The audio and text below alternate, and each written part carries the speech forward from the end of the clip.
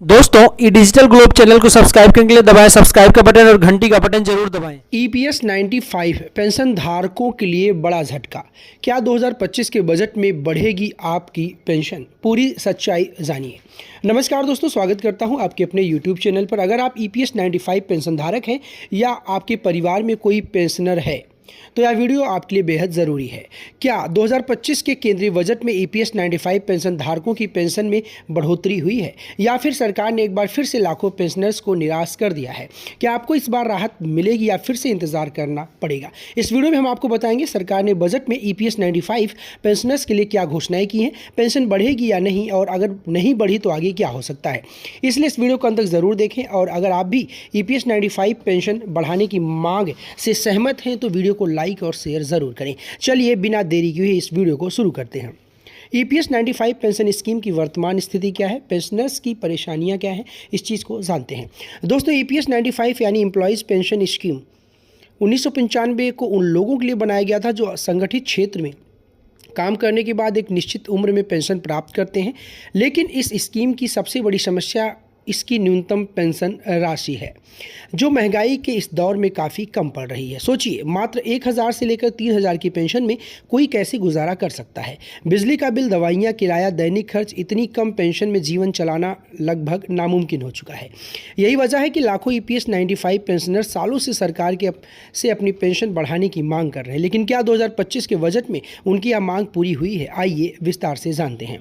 क्या EPS 95 pension बढ़ी है? केंद्रीय बजट 2025 में क्या ऐलान हुआ है?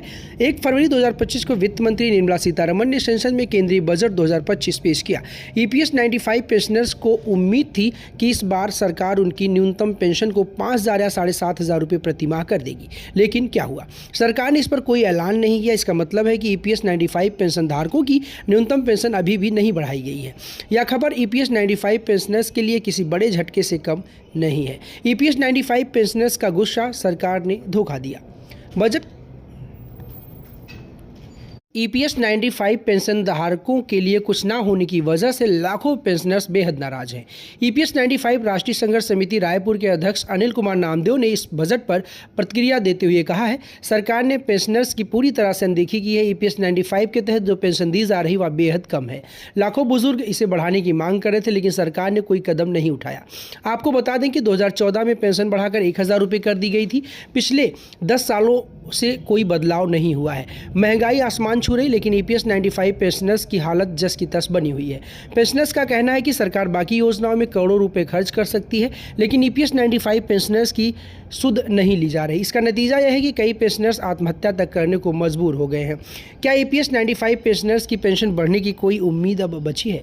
अब सवाल उठता है, क्या भविष्य में ईपीएस 95 पेंशन धारकों की पेंशन बढ़ेगी? संभावनाएं क्या है, मैं बताता हूं आपको। नंबर 1, सरकार एक अलग स्कीम या संशोधन लाकर पेंशन बढ़ा सकती है। नंबर 2, अगर पेंशनर्स का आंदोलन और तेज हुआ तो सरकार पर दबाव बढ़ेगा और वह कोई नया ऐलान कर सकती है। नंबर 3, अगर सरकार सुप्रीम कोर्ट के पुराने फैसलों को लागू करे तो उच्च पेंशन का रास्ता खुल सकता है।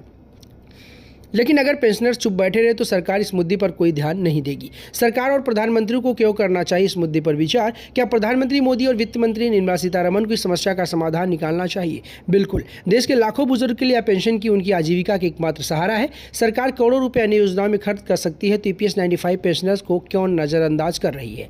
अगर समय रहते इस मुद्दे को नहीं सुलझाया गया तो आने वाले समय में सरकार के लिए बड़ा राजनीतिक मुद्दा बन सकता है। तो दोस्तों, अब बारी है आपकी।